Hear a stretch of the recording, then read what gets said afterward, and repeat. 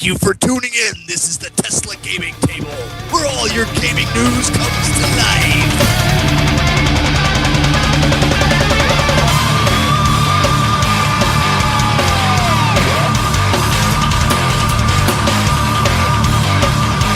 Well, games, movies, music, and even a little bit of military news. It all takes place here in the greatest show ever, the Gaming Table. From left to right, Gaming fuck. Yeah, brother! God! I says, alright then, this shit's about to take place now. Let's start with some gaming news. Who here likes Pac-Man? Waka waka. Dark room, white pills, sign me up. Well, reports are coming in that Merrill Entertainment and Namco are teaming up to bring a reality TV show starring Pac-Man. What? Living with the Pac-Man. They're going to bring to create an unscripted series where contenders will play Pac-Man in real life. Sounds like a bullshit episode of the Testers. So we're gonna watch people Yeah, play it does. Pac-Man? Awesome. In real life. In other related news, Sony fails. Everyone has heard of the recent hack of the PS3. Sony basically filed a lawsuit for the members of Fail Overflow, as they would like to call it, the guys who hacked the PS3, and they say bring it on, because they did nothing wrong. True, they didn't do nothing wrong. You left the hole wide open and they took it. So nobody to blame there but yourself. Well, I would like to see how that holds up in court. And besides, they're also asking for a temporary restraining order against one of the guys, George Hotz, spelled with a Z at the end. Who here is out of a job? No. Well, do you like Metal Gear? Jeez. Yes, I do. Do you like making games? I don't know how to. Well, Mr. Kojima is now hiring to make the new Metal Gear Solid. As always, Mr. Kojima is being coy about the project. He's just basically hiring people for a Metal Gear quote-unquote project. But who cares? It's a job. Does he need, like, real-life actors? You know, real-life Bamps? I'm just saying, I could do it. True, I can do that too. I think we can all do that, but I think Kojima, like always, is being coy. He just wants to say, no, we're just hiring. That's it. He's not going to tell you who's he hiring or what's he hiring for until you go down there. I'm not doing that. Aaron, how much money you got? I got 50 right now on me. Darn, we need another 200 to get to Japan, and then we need... Do you like the Dreamcast? Yes. You know, the old Well, console? Way back in the day. Sega Word. Dreamcast. Well, Sega Dreamcast games will now be released or coming forth the Xbox 360 on February 22nd. You can download them individually or you can download them as the Sega pack. There's no word on how much will this be priced, but all I know is it's coming to the Xbox Live on February 22nd of this year. Looking at the lineup of games they have on them, 2, I think, are already on the marketplace. Isn't it like Crazy Taxi and something else? Yeah, Sonic Adventure. I You like know what I like? Yeah. I like that sewer flying game, whatever that they had. I don't know, but I want the Fantasy Star that was on the Dreamcast. Cricket. Cricket. Come on, you guys didn't play Fantasy Star on the Dreamcast? You? That really doesn't sound like a great title.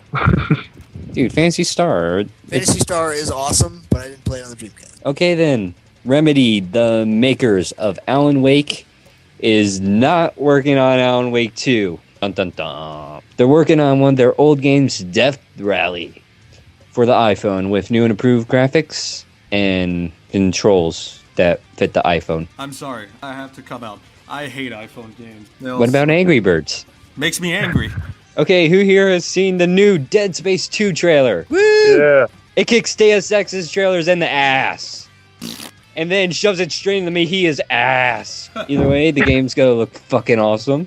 It's probably gonna take home some really great fucking awards. The first look at Jurassic Park. Well, let's see. Jurassic Park is best bet for a quality video game. Its developer has promised the ultimate cinematic adventure. And judging by first shots of the new video game, you guys seen the first shots? Yes. Yeah. I saw the movie. Yeah. Well, asshole.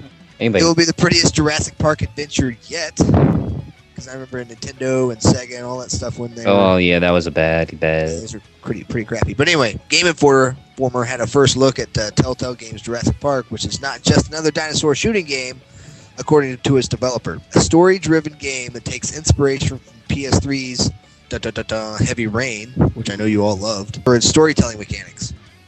Given the episodic nature of Telltale's wares, a Jurassic Park game based on story, less on adrenaline-fueled dinosaur chases, is too surprising.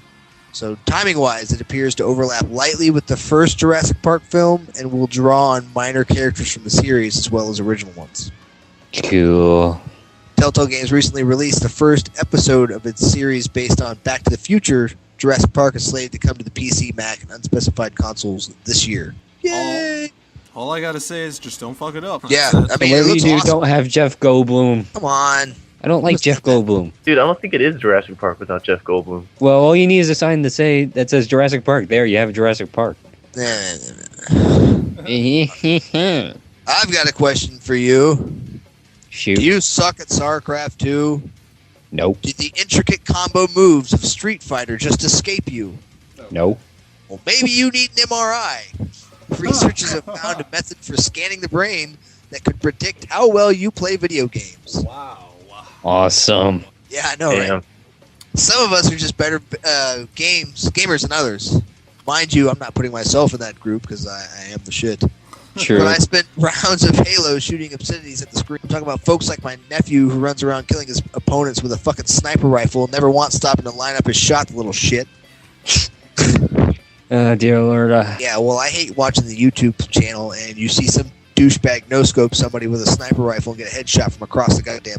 He got a no scope. He didn't scope his gun. No scope. No scope was involved. He got a. The basal ganglia, also known as the cerebral nuclei, is a group of structures located in the middle of your brain associated with learning new motor skills, or like joystick with, as well as performing tasks that require quick strategizing and rapid attention shifts. Researchers scanned the brains of a young group of volunteers using an MRI, or a magnetic resonance imaging machine, and a process called multivoxel pattern analysis. All this stuff is what analyzed the patterns of a particular type of MRI signal called T2 in the basal ganglia. Then they had the test subjects play a video game. The game in question was Space Fortress, a difficult strategic affair developed by the University of Illinois, designed to test players' real-world cognitive skills. The test subjects, having no prior experience with video games, were then given 20 hours to learn the game. Wow. Each test subject's scores increased after the learning period, but to a varying degree. Using the data gathered during the MRI scans, researchers were able to predict between 55 and 68% of the variance in the 34 test subjects. All right, so with all that stupid shit out of the way, to put it simply, the researchers could tell how well each player would perform before they even began playing the game. Yay! I'm awake now.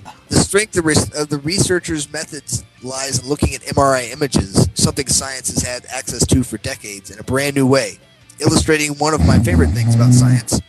There's always room for a fresh pair of eyes. Hey, nudge him. What? Davenport. Sorry, science is boring.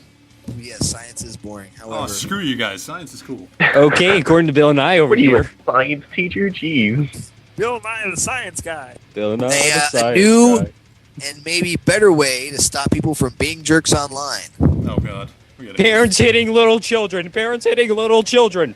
Okay, well, the people running the video game League of Legends knew they had a problem. They had the same problem that makes much of the internet unpleasant. Too many people were being jerks. They're hatching a novel solution. Citizen justice. Wow. Yeah. So, starting sometime in the next few months, the creators of League of Legends, a free online computer game that boasts several million players who battle each other in the swords and sorcery virtual setting, will implement a system capable of delivering crowdsourced justice. They're calling it a tribunal system. And their tribunal will be staffed not by professional customer service personnel, not by real judges, but by gamers. So Games- that kind of shoots yourself in the foot a little bit. Ow. Because think about it. You have like one gamer. Say he is pissed off at that guy. He did something in the past. He knows him in real life. He can just come straight down him and kick his ass. Negative. What do you mean The game's negative? elite players will become, in effect, the judges of the misbehavior of anyone allegedly causing a ruckus in the game. It's a tribunal, so there's more than one person that votes on it. I'm just saying. Okay, then two people are pissed off at the guy. If you piss off enough people to lose a tribunal, well, then you're a jerk. And then you deserve it.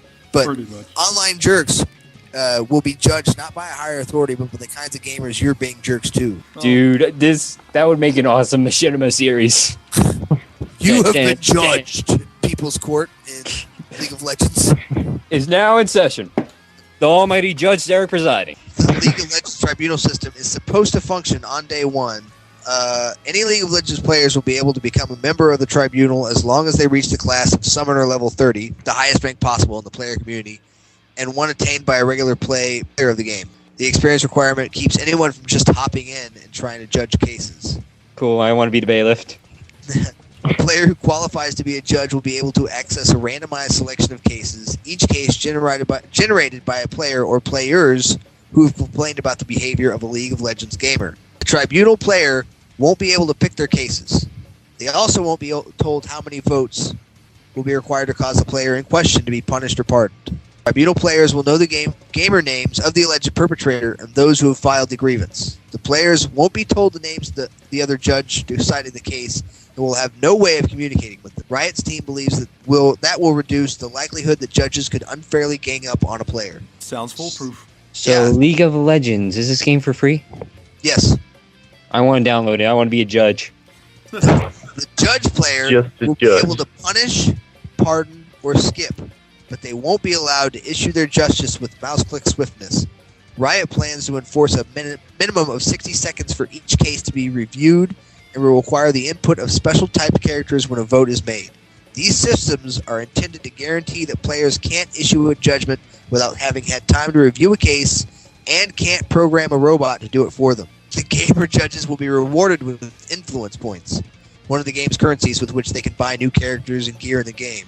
But the judges will only get those points if they vote in the majority verdict being the one Riot will assume is the right verdict.